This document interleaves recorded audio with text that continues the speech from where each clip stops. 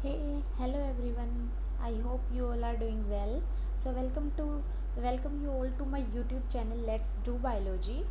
In this video, I will discuss the DUMSC Zoology 2021 solution, the remaining part. Earlier three videos I discussed the 75 questions. In this video I will discuss the remaining questions. Okay so अगर आप नए हो मेरे YouTube channel पर so please subscribe my YouTube channel let's do biology. और अगर आपको ये वीडियो अच्छी लगे तो so don't forget to hit the like button. Okay so start the video.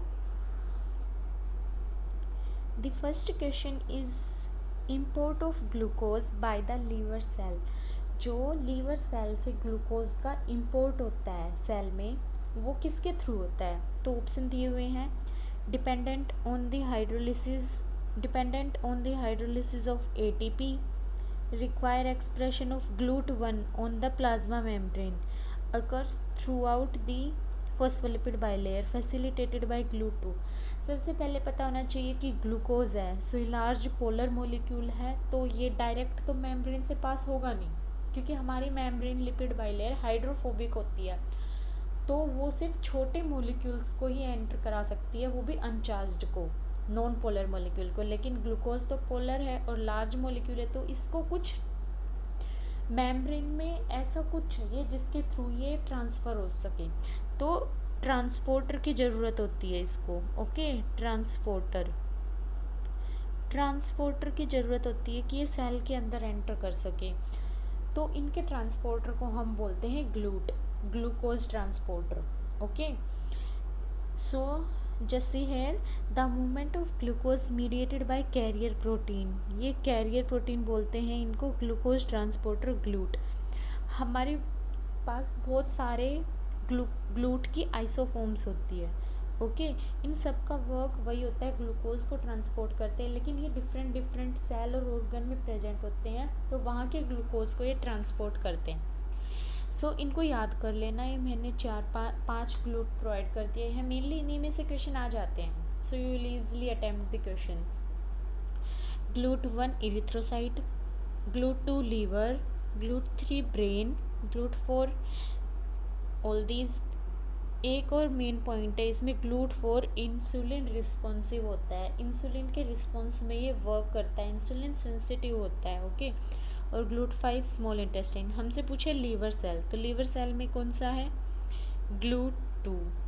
Okay option में दिया हुआ है हमें, यस ऑप्शन डी, जो डी दिया हुआ है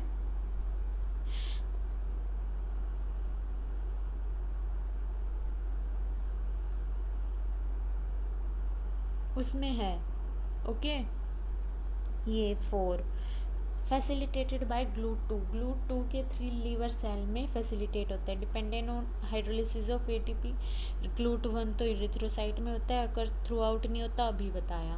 ओके ये इंटेस्टाइनल सेल में होता है एक्टिव ट्रांसपोर्ट एटीपी से, तो इसका आंसर होगा option D. Okay move to next question.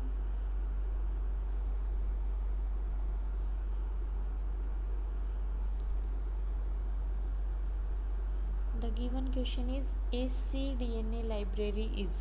सो सबसे पहले पता होना चाहिए हमें cDNA क्या होता है। तो cDNA क्या होता है? जब mRNA से जो DNA फॉर्म होगा उसको हम cDNA बोलते हैं।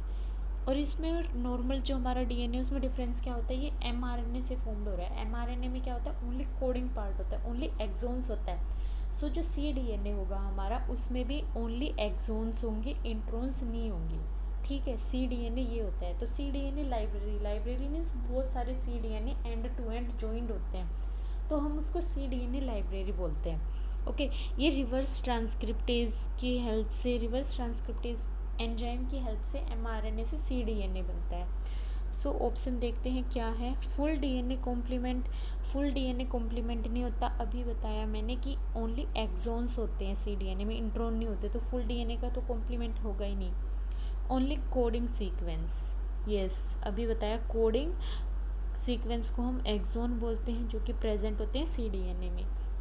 एक सेट ऑफ सीक्वेंस नहीं, इंट्रॉन नहीं होता, ओनली एक्सॉन होता है। एक सेट ऑफ सीक्वेंस इंट्रॉन नहीं होता, तो ओनली ऑप्शन बी हमारा यहाँ पे सही पा रहा है। Okay, next question is southern blot analysis और hybridization is used for detection of specific. जो सदर्न ब्लॉट एनालिसिस है उसका यूज्ड किया जाता है फॉर डिटेक्शन ऑफ स्पेसिफिक। ठीक है, हमारे पास वेरियस टाइप ऑफ टेक्निक होती है जो हम यूज़ करते हैं स्पेसिफिक डीएनए, आरएनए, प्रोटीन को आइसोलेट करने के लिए, उनके एक मिक्सचर से स्पेसिफिक को आइसोलेट करने के लिए। तो जो ये देखो मैंने यहाँ पे प्रोवाइड कर दिया है कि जो मेन टेक्निक है, तो इनको याद कर लेना। जो सदर्न है वो डीएनए, स्पेसिफिक डीएनए को आइसोलेट करने के लिए यूज़ किया जाता है। Northern RNA, western protein, eastern post translational modification, far western blot protein protein interaction, far eastern blot lipid and EMSA ChIP DNA footprinting. ये तीनों टेक्निक डीएनए प्रोटीन के इंटरेक्शन के लिए। ये हाँ हमसे पूछा है सदर्न ब्लॉट, तो सदर्न ब्लॉट होता है DNA sequence. Okay, then move to next question. DNA fingerprinting technique employees. DNA fingerprinting techniques मतलब जिससे हम, जैसे कोई भी इंडिविजुअल है, हम उनके फादर मदर का पता लगाते हैं, वो मेनली डीएनए फिंगरप्रिंटिंग होता है। बिकॉज ये बहुत ही इजी टेक्निक है, इससे आसानी से हम डीएनए के बैंड को विजुअलाइज करके बता सकते हैं कि उनके फादर मदर कौन है, पेरेंट्स का पता लगा सकते हैं। तो डीएनए फिंगरप्रिंटिंग टेक्निक में क्या करता है, हमारा ऑलमोस्ट जो डीएनए है वो सारे पॉपुलेशन का सेम होता है। Only small part of the DNA जो डिफर करता है उसको हम वो VNTR, variable number of tandem repeats, छोटे छोटे सीक्वेंस जो अपने आप को रिपीट करते हैं, वो डिफर करते हैं इंडिविजुअल में, और जो कि हर एक इंडिविजुअल को स्पेसिफिक बनाते हैं। ओके, तो इसमें क्या लिखा हुआ है, डीएनए प्रोफाइलिंग एक्सप्लोइट्स। जो डीएनए प्रोफाइलिंग है, फिंगरप्रिंटिंग है, ये एक्सप्लोइट्स करती है variable number of tandem repeats, जिनको हम VNTR बोलते हैं। किसी भी स्पीसीज के अंदर न्यूक्लियोटाइड सीक्वेंस जो होता है रिपीटिंग यूनिट का, वो कंपोज करता है VNTR, और ये हाईली कंजर्व्ड होता है अमंग इंडिविजुअल्स। किसी भी इंडिविजुअल्स के अंदर ये बहुत ज़्यादा कंजर्व्ड होता है। कंजर्व्ड होता है तभी तो हमें पता चलता है उनके डीएनए का, और पेरेंट्स का पता लगाते हैं। तो answer is option C. Then move to next question. Which of the following techniques was used by Michelson and Stoll to separate DNA labeled with nitrogen from nitrogen labeled DNA? So Michelson और जो stall थे उन्होंने एक experiment किया था semi conservative जो replication होता है हमारा, उसको प्रूव करने के लिए कि सेमी कंजर्वेटिव ही होता है, कि एक डीएनए कंजर्व रखता है अपने आप को, और एक डीएनए जो डॉटर स्टैंड होता है वो न्यू बनता है। तो इन्होंने क्या किया, इन्होंने हैवी डीएनए लिया N15 हैवी डीएनए लिया, और मीडियम में लाइट डीएनए प्रोवाइड किया, रेप्लिकेशन किया N14 मीडियम में। तो उससे क्या होगा, जो हमारे नए न्यूक्लियोटाइड जुड़ेंगे, डीऑक्सी न्यूक्लियोटाइड, वो N14 कंटेन करेंगे। तो जो ये दो स्ट्रैंड था, इनमें से एक स्ट्रैंड तो होगा हमारा पुराने वाला, और जो दूसरा स्ट्रैंड होगा न्यू स्ट्रैंड, वो N14 होगा। तो दोनों हमारे ऐसे ही आ जाएंगे। अब जब नेक्स्ट टाइम रेप्लिकेशन करेगा तो एक जो स्ट्रैंड होगा वो अपने आप को कंजर्व्ड करेगा, रेड वाला कंजर्व करेगा, ग्रीन वाला न्यू ऐड हो जाएगा। लेकिन जो दूसरा है उसमें ओनली जो लाइट डीएनए है वो रहेगा, यहाँ पर ओनली लाइट डीएनए है। ओके, और ये हैवी डीएनए है, तो हाफ 50-50 है इधर। ठीक है, तो दोनों सीक्वेंस हो जाएंगे। लेकिन जब आगे बढ़ता जाएगा, आगे राउंड होते जाएंगे, तो जो हैवी डीएनए है उसका अमाउंट कम होता जाएगा और लाइट डीएनए का अमाउंट बढ़ता जाएगा। तो हम यहाँ क्या यूज़ कर रहे हैं, equilibrium density gradient centrifugation use कर रहे हैं, जो कि सीजियम क्लोराइड सॉल्यूशन में उन्होंने यूज़ किया था। इसका यूज़ करके उन्होंने सेमी कंजर्वेटिव रेप्लिकेशन को प्रूव किया कि एक स्ट्रैंड अपने आप को कंजर्व करता है और दूसरा स्ट्रैंड न्यू आता है जो उसके कॉम्प्लीमेंट्री होगा।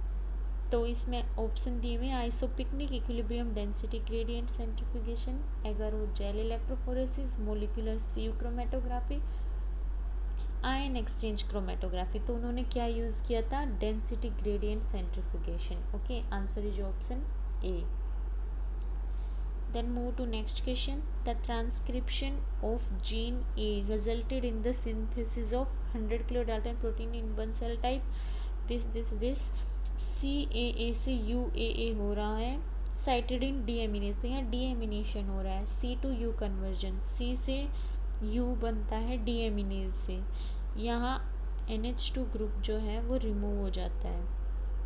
Okay, then which one of the following mentioned regulatory mechanism is involved in the phenomena? इस phenomena में कौन सा mechanism involved है? तो C से U बन रहा है। Okay, use of alternate promoter. अगर हम ऑल्टरनेट प्रोमोटर यूज़ करेंगे तो उससे ओनली एक न्यूक्लियोटाइड चेंज नहीं होगा।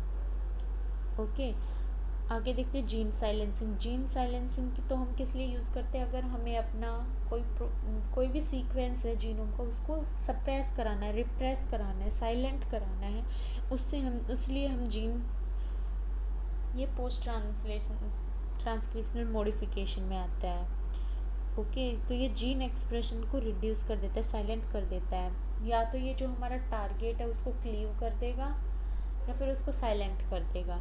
जीन कन्वर्जन होगा तो उससे तो पूरा जीन ही कन्वर्ट हो जाएगा, तो ये भी नहीं होगा। हमारे पास बचा एक ऑप्शन, आरएनए एडिटिंग।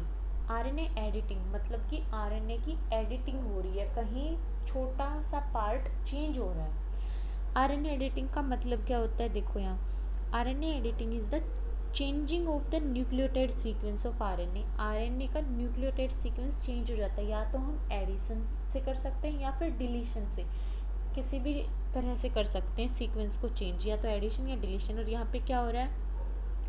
चेंज हो रहा है एक, तो एडिटिंग ही हो रही है ना, ओनली एक न्यूक्लियोटाइड चेंज हो रहा है। अब ये दो वे में हो सकता है, तो इनको पढ़ लेना। और इनमें से जो ये दिया हुआ है ये है साइट स्पेसिफिक बेस मॉडिफिकेशन, और दूसरा होता है इंसर्शन या डिलीशन। अगर हम कोई न्यूक्लियोटाइड इंसर्ट या डिलीट करके कर दे तो वैसे भी हो सकता है, या फिर साइट किसी स्पेसिफिक साइट पे मॉडिफिकेशन कर दे। यहाँ पर एक सी था, ये हमारी स्पेसिफिक साइट थी, इसको मॉडिफाई करके यू कर दिया। Commonly take place as the result of deamination. Two common deamination RNA editing are known, C2U और A2I, I इज आइनोसिन। तो C2U जो कि हमारा क्वेश्चन में भी दिया हुआ है। So answer is option B.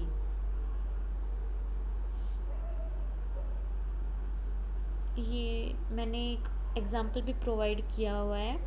इसमें क्या है, हमारे पास एक एपोलिपोप्रोटीन बी जीन था, उसका ट्रांसक्रिप्शन हुआ तो प्री एमआरएनए फॉर्म हो गया। अब इसमें हम देख रहे हैं कि एक साइड तो कोई एडिटिंग नहीं हुई, जैसा जीन था वैसा ही रहेगा।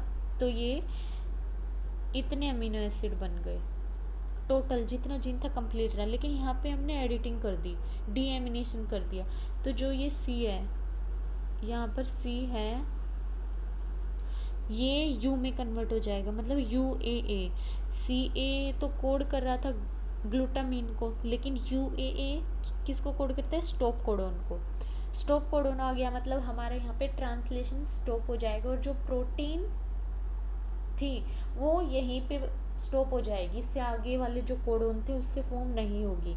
तो यहाँ पे देखो जो अमीनो एसिड है वो शॉर्ट फॉर्म हो रहा है, तो ये एडिटिंग हो गई ना। Okay, so next question is, in Drosophila sperm enters in egg through. तो मैंने एक ये पिक्चर प्रोवाइड की है एग की, जिसमें आइसोर की दिस इज़ दी माइक्रोपाइल। ये आगे एक छोटा सा जो दिख रहा होगा होल सा, दिस इज़ माइक्रोपाइल, और these two are respiratory appendages, respiratory filament, dorsal appendages, and this is nucleus, chorion, this part is chorion। ये anterior part है, ये posterior है। तो जो यहाँ पे ये है होल है माइक्रोपाइल, यहाँ से ड्रोसोफिला के एग में स्पर्म एंटर करता है और क्वेश्चन में यही पूछा है, तो इसका आंसर होगा माइक्रोपाइल। ये डायरेक्ट लर्निंग क्वेश्चन है, सो कुछ समझने की ज़रूरत नहीं है इसमें। Next question is which component of the transcribed RNA in eukaryote is present in the initial transcript but is removed before translation occur. ये भी बहुत ईजी क्वेश्चन है कि जो यूकैरियोट्स है उनमें RNA ट्रांसक्राइब्ड होता है, वो इनिशियल ट्रांसक्रिप्ट में होता है, बट जब ट्रांसलेशन होता है तो उससे पहले कुछ रिमूव कर दिया जाता है। तो वो क्या होता है, क्या पार्ट रिमूव किया जाता है? तो जो ये पिक्चर लगाई है इसमें देखो, ये हमारे पास प्री mRNA था। जब DNA से mRNA बनता है तो वो मैच्योर फॉर्म में नहीं बनता, वो इमेच्योर फॉर्म में होता है, प्री mRNA जिसे हम बोलते हैं। तो इसमें 5' UTR होता है, एक्सोन होता है, इंट्रोन, 3' UTR। ये अनट्रांसलेटेड रीजन है जो कि ट्रांसलेट नहीं करते। फिर हमारे पास होता है एक्सोन और इंट्रोन। जो ये एक्सोन है ये कोडिंग पार्ट है, इंट्रोन है ये नॉन कोडिंग है, ये कोड नहीं करता प्रोटीन को, इसलिए इसको नॉन कोडिंग बोलते हैं। प्रोटीन कोडिंग रीजन मतलब जो प्रोटीन को कोड करेगा, तो प्रोटीन को कोड कौन कर रहा था? एक्सोन। तो जो हमारा मैच्योर mRNA है वो ओनली एक्सोन को कंटेन करेगा, ना कि इंट्रोन को। तो रिमूव कर दिया गया क्या? इंट्रोन। तो आंसर क्या होगा? इंट्रोन। अब आगे देखो, जो मैच्योर mRNA है इसमें 5' एंड पे 5' कैप होगी, बीच में एक्सोन होगा, लास्ट में पोली ए टेल होगी। यहाँ पे हमारी राइबोसोम बाइंडिंग साइट होगी जहाँ पे प्रोटीन का फॉर्मेशन स्टार्ट होगा। तो 3' पोली ए टेल भी है, राइबोसोम बाइंडिंग साइट भी है, 5' कैप रीजन भी है, ये सारे प्रेजेंट है, बस इंट्रोन रिमूव कर दिया गया है, इसलिए आंसर है option A. Okay, so move to next question. इसमें पूछा है exon skipping is associated with. जो एक्सोन में स्कीपिंग होती है, एक्सोन छोड़ दिए जाते हैं बीच बीच में, वो किससे एसोसिएटेड है? तो ये लास्ट पिक्चर देखो, इसमें अगर एक्सोन बीच बीच में से छोड़ दिए जाए तो ये कौन सी प्रोसेस होगी? तो जो ये प्रोसेस होती है हम इसको स्प्लाइसिंग बोलते हैं। जब ये फॉर्मेशन होती है तो इसको हम स्प्लाइसिंग बोलते हैं, स्प्लाइसिंग, जिसमें इंट्रोन का रिमूवल हो जाता है और एक्सोन अब एक दूसरे के साथ कनेक्ट हो जाएंगे, तो ये स्प्लाइसिंग है। अगर ये स्प्लाइसिंग में म्यूटेशन हो गई तो एक्सोन जो है वो स्किप हो जाएंगे।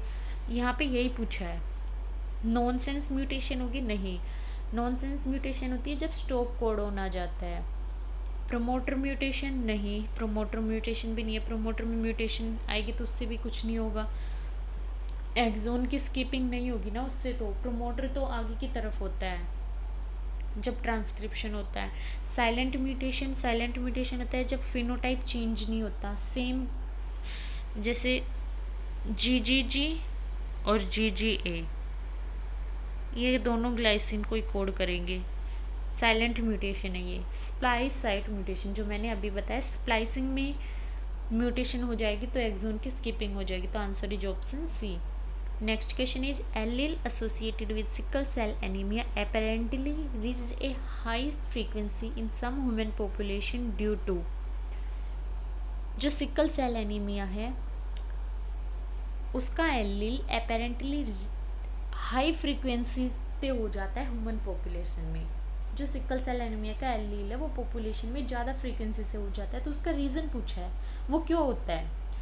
उसमें ऐसा होता है कि जो पॉपुलेशन हेट्रोजाइगस होती है सिकल सेल एनीमिया के लिए, उनको प्रेफरेंस मिल जाती है कि वो मलेरिया की जो डिजीज़ होगी वो कम होगी, उनको मलेरिया से प्रेफरेंस मिल जाएगी, मलेरिया से वो कम इन्फेक्टेड होंगे, क्योंकि जो उनकी RBC है वो इन्फेक्टेड होगी, और जो मलेरिया है वो ऑक्सीजन नहीं मिल पाएगी उनको। अगर RBC इन्फेक्टेड है तो RBC वो हो जाती ना, स्क्वीज हो जाती है, तो उनका जो शेप है वो चेंज हो जाएगी, ऑक्सीजन स्टोर नहीं हो पाएगी। और जो मलेरिया है उसमें उनको प्रोटोजोन को ऑक्सीजन ही चाहिए होती है, अगर वो नहीं मिलेगी तो हिट्रोजाइगस जो है उनको फिटनेस प्रोवाइड हो रही है जब वो मलेरिया वाले एरिया में प्रेजेंट होंगे, जो कि ऑप्शन बी में बोला गया है। रैंडम मीटिंग से कोई फ़र्क नहीं पड़ता इधर। Migration of individual with the allele into other population, नहीं, उससे कुछ नहीं होगा। अगर एलील माइग्रेट कर जाएंगे दूसरे पॉपुलेशन में तो उससे ज़्यादा फ्रीक्वेंसी का कोई रिलेशन नहीं है। हाई म्यूटेशन रेट, नहीं, जो हेट्रोजाइगस है उनको सुपीरियर फिटनेस मिलेगी उन एरिया में जहाँ पे मलेरिया प्रेजेंट है। So answer is option B. Then move to next question, which of the following genotype cause Klinefelter syndrome. ये भी बहुत ईजी है, मेल में होता है और इसमें एक्सओ होता है टर्नर सिंड्रोम में, और XXY है, ये है क्लाइनफेल्टर, XX नॉर्मल मेल है, ये जैकोब सिंड्रोम। तो आंसर इज ऑप्शन बी। ये भी प्रीवियस ईयर में आया हुआ है और इसको भी याद रखना वैसे बहुत ईजी है याद रखना भी। Next question is, in a Robertsonian translocation fusion occurs at the. एक ट्रांसलोकेशन होता है रॉबर्टसोनियन, उसमें फ्यूजन होता है, वो कहाँ पे होता है क्रोमोसोम में। सबसे पहले हम इसको समझते हैं कि रॉबर्टसोनियन ट्रांसलोकेशन होता क्या है। हमारे पास 2 एक्रोसेंट्रिक क्रोमोसोम थे। अब एक्रोसेंट्रिक क्या होता है, जिनका सेंट्रोमियर एंड पे प्रेजेंट होता है उनको हम एक्रोसेंट्रिक क्रोमोसोम बोलते हैं। ये सेंट्रोमियर की पोजीशन के अकॉर्डिंग नेमिंग दी गई है। एक्रोसेंट्रिक में एंड पे प्रेजेंट होता है सेंट्रोमियर। तो 2 एक्रोसेंट्रिक क्रोमोसोम थे हमारे पास। अब क्या हुआ, हमने उनको ब्रेक कर दिया। कहाँ से किया, एक को तो किया यहाँ से शॉर्ट और एक को कर दिया लॉन्ग वाली के। दोनों को सेंट्रोमियर के पास से क्लीव किया है हमने और उनको फिर फ्यूज़ कर दिया। फ्यूज़ किया तो भी वो सेंट्रोमियर के पास ही होगी। हमने 2 एक्रोसेंट्रिक क्रोमोसोम लिए थे और अब एक ये क्या बन गया, मेटासेंट्रिक, जिसके सेंटर में है सेंट्रोमियर, और एक बन गया बिल्कुल छोटा सा फ्रेगमेंट जो कि मोस्टली डिलीट ही हो जाता है पॉपुलेशन से। तो 2 एक्रोसेंट्रिक से एक मेटासेंट्रिक बन गया सेंट्रोमियर के पास फ्यूज़न करने से। हमसे पूछा भी यही गया है कि रॉबर्टसोनियन ट्रांसलोकेशन में फ्यूज़न कहाँ होता है, तो कहाँ है फ्यूज़न, टीलोमियर्स नहीं, टीलोमियर होते हैं एंड पॉइंट पे थोड़े फ्यूज़न हो रहा है, सेंटर में हो रहा है तो सेंट्रोमियर। लॉन्ग टर्मिनल रिपीट्स नहीं, terminal repeats end of the long arm नहीं, लॉन्ग आर्म की एंड पे हो रहा है, यहाँ पे नहीं हो रहा, यहाँ पे भी नहीं हो रहा, सेंटर में हो रहा है तो centromere. Answer is option B. Next question, a gene showing codominance has, co means both, dominance दोनों शो करेंगी। क्या होता है कोडोमिनेंस में, जो दोनों एलील्स हैं वो अपने आप को इंडिपेंडेंटली एक्सप्रेस करेंगी जब हेट्रोजाइगस फॉर्म में होगी। वैसे डोमिनेंस में क्या होता है, जैसे ये डोमिनेंट फॉर्म में होगा कि ये अपने आप को एक्सप्रेस करेगा और इसको मास्क कर देगा, रिसेसिव एलील के एक्सप्रेशन को मास्क कर देगा जब डोमिनेंट होगा। लेकिन कोडोमिनेंस में क्या होता है, ये हमारे पास 2 एलील है, ये दोनों अपने आप को एक्सप्रेस कर रहे हैं हेट्रोजाइगस फॉर्म में। ओके, तो 1 allele dominant is on the other, नहीं, डोमिनेंस ही हो जाएगी वो, तो both alleles independently express in heterozygote, ये कंडीशन होती है। Alleles tightly linked on same chromosome, ये तो लिंकेज, इसको लिंकेज बोलते हैं जब टाइटली लिंक्ड होते हैं एलील्स सेम क्रोमोसोम पर। जब एलील्स सेम क्रोमोसोम पर टाइटली लिंक्ड होते हैं उसको हम लिंकेज बोलते हैं। Alleles expressed at the same time in development, नहीं, ये भी नहीं होता, तो आंसर इज ऑप्शन बी। और इनकम्प्लीट डोमिनेंस एक और कंडीशन होती है जिसमें कोई भी एलील कम्प्लीटली डोमिनेंट नहीं होता, एक दूसरे के कम्प्लीटली डोमिनेंट नहीं होता। जो हेट्रोजाइगस है वो एक्सप्रेस करेगा एक इंटरमीडिएट फिनोटाइप, मतलब कि ना तो वो डोमिनेंट की एक्सप्रेस करेगा ना वो करेगा रिसेसिव वाला, वो एक अलग से ही दोनों के बीच के फिनोटाइप को एक्सप्रेस करेगा। Okay, so next question is, repeat core sequence of 2, 3, 4 base pairs are known as,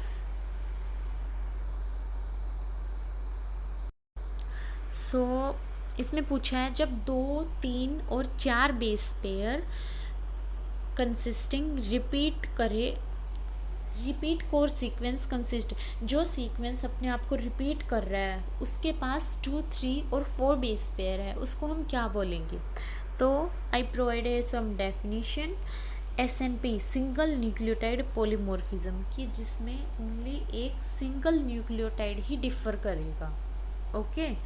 mini satellite, इसमें यूजली 150 बेस पेयर से कम होता है और जो रिपीट होता है वो 13 बेस पेयर का होता है। मोस्टली 30 बेस पेयर या फिर उससे थोड़ा बहुत कम, इतना होता है मिनी सैटेलाइट में। और जो माइक्रो सैटेलाइट है वो कंसिस्ट करता है 1, 2, 3 और 4 बेस पेयर, जो कि रिपीट करते हैं अपने आप को 10 से 20 बार। ओके, 1, 2, 3, 4 बेस पेयर होते हैं और जो 10 to 20 टाइम रिपीट करते हैं। और क्वेश्चन में हमसे यही पूछा है कि 2, 3 और 4 base pair consisting core sequence कौन सा होता है? तो माइक्रो सैटेलाइट, ऑप्शन बी। इसमें कंफ्यूज नहीं होना, मिनी सैटेलाइट में अराउंड 13 to 15 बेस पेयर और माइक्रो सैटेलाइट में बिल्कुल कम, लाइक 2, 3, 4 बेस पेयर। तो मिनी सैटेलाइट भी नहीं होगा, इसमें सिंगल न्यूक्लियोटाइड डिफर करता है, टीलोमियर्स होता है एंड, जो क्रोमोसोमल एंड होते हैं। नेक्स्ट क्वेश्चन, जब when a heterozygous dog mated with homozygous recessive parent, heterozygous dog, let's consider heterozygous capital D, ये क्रॉस किया जाए रिसेसिव पेरेंट के साथ, तो what will you describe this as? ये याद रखना कि जब हेटेरोजाइगस होमोजाइगस पेरेंट के साथ क्रॉस किया जाए तो उस प्रोसेस को हम टेस्ट क्रॉस बोलते हैं। Okay, test cross reciprocal cross में होता है कि जो अगर मैंने इसको मेल लिया और इसको फीमेल लिया, फिर नेक्स्ट टाइम मैं क्या करूँगी, इसको फीमेल ले लूँगी, इसको मेल ले लूँगी, तो ये हो गया रेसिप्रोकल क्रॉस। मोनोहाइब्रिड क्रॉस, जिसमें एक सिंगल ट्रेट लिया जाए, जैसे यहाँ पे डॉग के लिए सिर्फ एक सिंगल डी ट्रेट लिया गया है, डी, जो कि हाइट भी हो सकते है, कुछ भी हो सकता है। डाई हाइब्रिड, जिसमें 2 ट्रेट लिया जाए, यहाँ पे मैं एक और ट्रेट ले लूँ टी, तो ये डाई हाइब्रिड क्रॉस हो जाएगा। इधर भी स्मॉल टी, ये डाई हाइब्रिड टेस्ट क्रॉस है। Okay, dihybrid test cross का रेशियो होता है 1:1:1:1 और मोनो हाइब्रिड का टेस्ट क्रॉस का रेशियो होता है 1:1, ये भी याद रखना। Okay, then move to next question. Haemophilia is an example of a trait, और एक और बात, जो लिंकेज होता है उसमें ये टेस्ट क्रॉस रेशियो डिफर करता है, ये रेशियो नहीं होता। Haemophilia is an example of a trait that is carried as an, haemophilia एक एग्जाम्पल है ट्रेट का जो कि कैरिड किया जाता है किसकी तरह? ये तो सबको मोस्टली पता ही होता है कि haemophilia sex linked recessive trait है।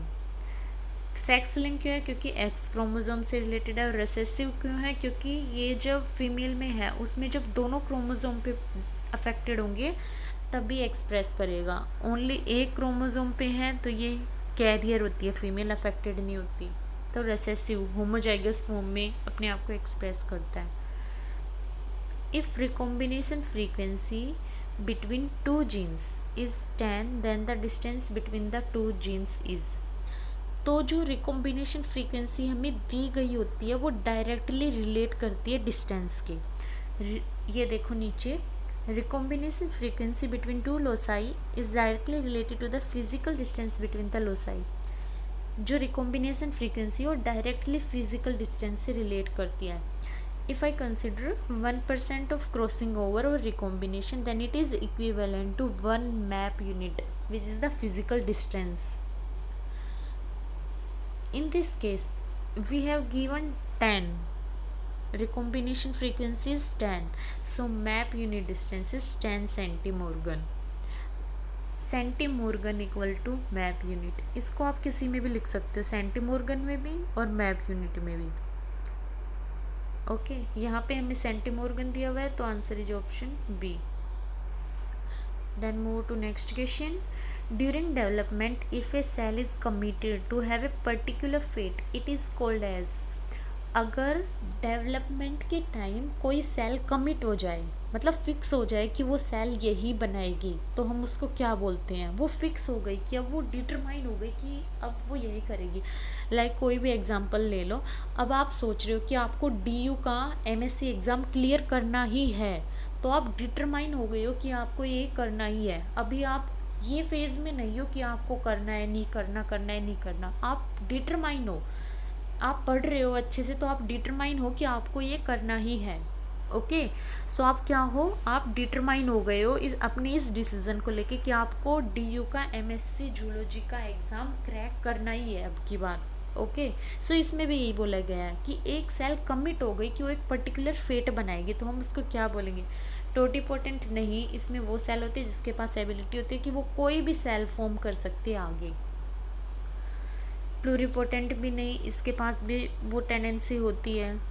डिफ्रेंशिएटेड, अभी डिफ्रेंशिएट नहीं हुए, आप डिटरमाइन हो गए हो कि आपको ये काम करना ही है, तो सेल कमिट हो गई है, आप भी कमिटेड हो गए हो कि आपको करना ही है crack exam. Okay, so answer is option D. Next question is, when protein synthesized by one cell diffuses over a small distance to induce changes in a neighboring cell, the event is called as। ये cell signalling में आता है और ये process आप यहीं से समझ लो, आपके इसके ऑलमोस्ट जो भी डेफिनेशन आएगी आप सारे क्वेश्चन कर दोगे आराम से। Okay, so just see these. Autocrine, autocrine में क्या होता है कि हमारी सेल है वो सिग्नलिंग मॉलिक्यूल रिलीज़ कर रही है बाहर, और वो सिग्नलिंग मॉलिक्यूल उसी सेल पर एक्ट कर रहा है। ऑटो मीन सेल्फ, तो वो सेल्फ सेल को एक्टिवेट कर रहा है, ये देखो डायग्राम इसी पर एक्ट कर रहा है, तो उसको हम बोलते हैं ऑटोक्राइन। सेल टारगेट करती है अपने आप को ही। उसके बाद हमारे पास है, इसको हम जक्स्टाक्राइन बोलते हैं, जो कि ऑप्शन में हमें दिया भी गया है जक्स्टाक्राइन। सिग्नलिंग अक्रॉस गैप जंक्शन, तो याद रखना ये जक्स्टाक्राइन का पॉइंट है, गैप जंक्शन के थ्रू होता है, जो कि न्यूरोट्रांसमीटर, याद हो तो न्यूरोट्रांसमीटर में होता है। केमिकल साइनेप्स जो होते हैं उनमें होता है गैप जंक्शन के थ्रू, वहाँ बीच में गैप जंक्शन होता है एक्सोन के टर्मिनल पर। साइनेप्टिक क्लेफ्ट जो होता है वहाँ गैप जंक्शन होते हैं, जो नेक्स्ट डेंड्राइटिक सेल पर सिग्नलिंग मॉलिक्यूल एक्ट करते हैं वो गैप जंक्शन के थ्रू ट्रांसफ़र करके होते हैं, तो उसमें जक्स्टाक्राइन पाया जाता है, जिसमें एक सेल टारगेट करती है एक सेल को जो कनेक्टेड होते हैं गैप जंक्शन। ये देखो गैप जंक्शन के थ्रू कनेक्टेड है सिग्नलिंग सेल हमारी और टारगेट सेल दोनों, तो ये हो गया जक्स्टाक्राइन। नेक्स्ट है पैराक्राइन, एक सेल जो कि टारगेट करती है अपनी नियर बाय सेल को, ये हमारी सिग्नलिंग सेल है, सिग्नल मॉलिक्यूल रिलीज़ कर रही है जो कि टारगेट सेल पर एक्ट कर रहे हैं, टारगेट सेल उसके बिल्कुल पास में नियर बाय है। जक्स्टाक्राइन में वो अटैच थे। अब बच गया एंडोक्राइन, जो कि हमारे हार्मोन जो होते हैं, ये क्या होता है, हमारे हार्मोन जो होते हैं इसमें सिग्नलिंग सेल टारगेट करती है दूर डिस्टेंस की सेल को। ओके, ब्लड स्ट्रीम के थ्रू जो सिग्नल मॉलिक्यूल है वो ब्लड स्ट्रीम के थ्रू टारगेट सेल के पास पहुंचते हैं, तो ये हो गया एंडोक्राइन। और क्वेश्चन में पूछा है कि जब डिफ्यूज़ होता है प्रोटीन एक सेल से दूसरी over small distance, small distance यहाँ पे स्मॉल डिस्टेंस बोला है, to induce change in neighbouring cell, तो स्मॉल डिस्टेंस किस में था, स्मॉल डिस्टेंस था पैराक्राइन में। जक्स्टाक्राइन में तो अटैच था, ऑटोक्राइन में सेल्फ था, एंडोक्राइन में दूर डिस्टेंस पर था, तो बच गया पैराक्राइन जिसमें नियर बाय था, तो answer is option A. Next question is, kidney of the vertebrate embryo develops from, so इनके जो ओरिजिन है ये एक बार याद कर लेना आप लोग। जो किडनी का ओरिजिन होता है वो होता है मीजोडम से, मीजोडम से। एक्टोडम जो होती है वो एक्सटर्नल पार्ट जो होता है उनको फॉर्म करती है, मीजोडम मिडल वाले और एंडोडम इंटरनल वाले, तो किडनी होती है वो मीजोडम से डेवलप होती है। Next question is, in some animal groups only small area of the egg is free of yolk and hence serves as a potential site to initiate the embryonic cell division. This type of cell division in eggs of such animal groups is referred as।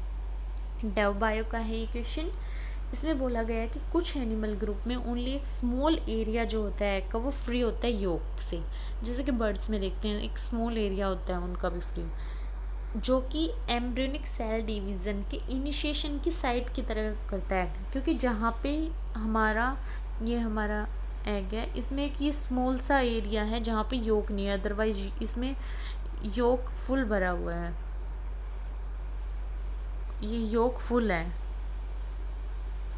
Okay, बस एक ये small सा area बच गया हमारे पास जहाँ पे योक नहीं है, तो जो क्लीवेज होगा वो यहीं से स्टार्ट होगा। तो इस टाइप के क्लीवेज को हम क्या बोलते हैं, इसको हम बोलते हैं डिस्कोइडल। ओके, ये याद कर लेना, टेबल दी हुई है बुक में, वहाँ से अगर आपको ना मिले तो आप कमेंट बॉक्स में मुझे बता सकते हो, मैं आपको प्रोवाइड कर दूँगी। Okay, transition from next question is the transition from water to land in the evolution of vertebrates occurred during। ये क्वेश्चन प्रीवियस ईयर का है और ये एवोल्यूशन का है, इसको डायरेक्ट लर्निंग है, इसमें कुछ समझाने की ज़रूरत नहीं है। तो जो वाटर से लैंड में इवोल्यूशन हुआ था लैंड पर, वो किस किस पीरियड के टाइम हुआ था, तो वो हुआ था Devonian period. Cambrian, Jurassic, Carboniferous period और डेवोनियन, तो डेवोनियन के टाइम हुआ था। Okay, answer is option D. Our next question is which of the following gases was probably absent at the time of origin of life. जब life का origin हुआ था तो उस टाइम प्रोबेबली कौन सी गैस जो थी वो एब्सेंट थी। ऑप्शन है हाइड्रोजन, ऑक्सीजन, मीथेन और कार्बन डाइऑक्साइड। तो जब हमारी लाइफ ओरिजिन हुई उस टाइम जो इन्वायरमेंट था वो उसमें ऑक्सीजन नहीं प्रेजेंट थी, रिड्यूसिंग था, धीरे धीरे ऑक्सीडाइजिंग होता गया और ऑक्सीजन आती गई। ठीक है, तो उस टाइम ऑक्सीजन प्रेजेंट नहीं थी, जो भी बैक्टीरिया थे वो भी सल्फ़र को यूज़ करते थे, वो H2O की जगह हम H2S लिखते हैं, तो वो भी H2S था। इसलिए जो पहले कौन सी एब्सेंट थी, ऑक्सीजन एब्सेंट थी, बाद में ऑक्सीडाइजिंग इन्वायरमेंट आया, पहले रिड्यूसिंग इन्वायरमेंट था जब ओरिजिन हुआ लाइफ का। तो answer is option B. Stabilising selection is a type of natural selection where in. Okay, इस क्वेश्चन को हम इस डायग्राम से समझते हैं। ओके, डायरेक्शनल, ये डायरेक्शनल है, स्टेबलाइजिंग और डिसरप्टिव, तीन टाइप के नेचुरल सिलेक्शन होते हैं। तो डायरेक्शनल मतलब एक डायरेक्शन, तो जो हमारा सिलेक्शन होगा वो एक डायरेक्शन में शिफ्ट हो जाएगा। ठीक है, जैसे ये हमारा मीन था और जो सिलेक्शन हो रहा है वो इस एक्सट्रीम के अगेंस्ट हो रहा है।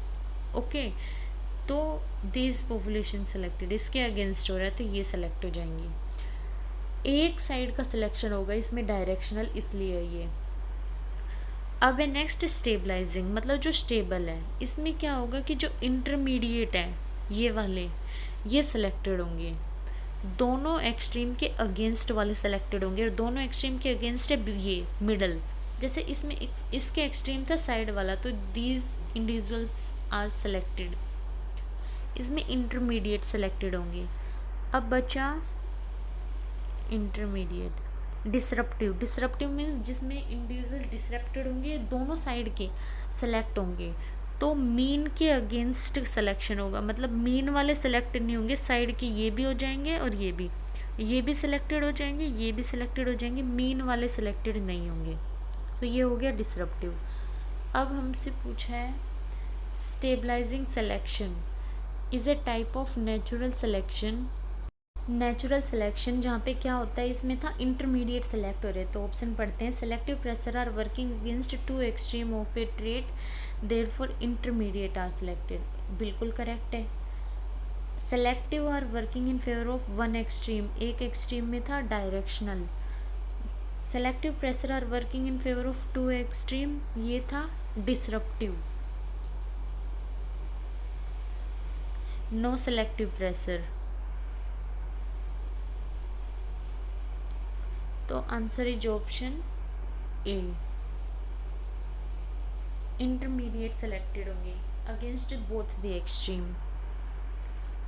ओके, सो हमारा लास्ट क्वेश्चन बचा है इसका, which is phenomenon of polyethism is exhibited in the life history of. Polyethism मतलब कि डिफरेंट टाइप के पॉलीथिज्म की जिसमें कॉलोनीज बनी हुई हो, बहुत सारे जैसे एपीज जो हनी बी होती है उसमें वर्कर होता है, क्वीन होता है और मेल होता है, ऐसे पॉलीथिज्म हो। और भी बहुत सारे होते हैं। I given the example of Apis mellifera. So इसमें ऑप्शन में देखते हैं हम, पेरीप्लेनेटा अमेरिकाना कॉकरोच में नहीं होता, नो, हाउस फ्लाई में भी नहीं होता, ओनली होता है हनी बी। हनी बी में पॉलीथिज्म होता है, डिफरेंट टाइप डिफरेंट जॉब दी हुई है, वर्कर को भी, ड्रोन, क्वीन, सबको अपना अपना वर्क दिया हुआ है। So answer is option C. So मैंने इस क्वेश्चन इसके बाद सारे जो 2021 का पेपर था एमएससी जूलॉजी का वो कंप्लीट मैंने एक्सप्लेन कर दिया है। अगर फिर भी आपको कोई प्रॉब्लम हो तो आप मुझे कमेंट बॉक्स में बता सकते हैं, मैं आपको उसका ज़रूर बताऊंगी सॉल्यूशन। और भी अगर आपको लगता है कि आपको और किसी क्वेश्चन पेपर का सॉल्यूशन एक्सप्लेन करने के लिए चाहिए तो आप मुझे वो भी कमेंट बॉक्स में बता सकते हो। Okay, thank you for watching the video. Please like, share the video and don't forget to subscribe my channel Let's Do Biology. Thank you so much. और अगर आप ये क्वेश्चन पेपर चाहते हैं तो वो भी मुझे बता देना, I will provide that also. Okay, thank you so much. Don't forget to subscribe my channel Let's Do Biology. Okay.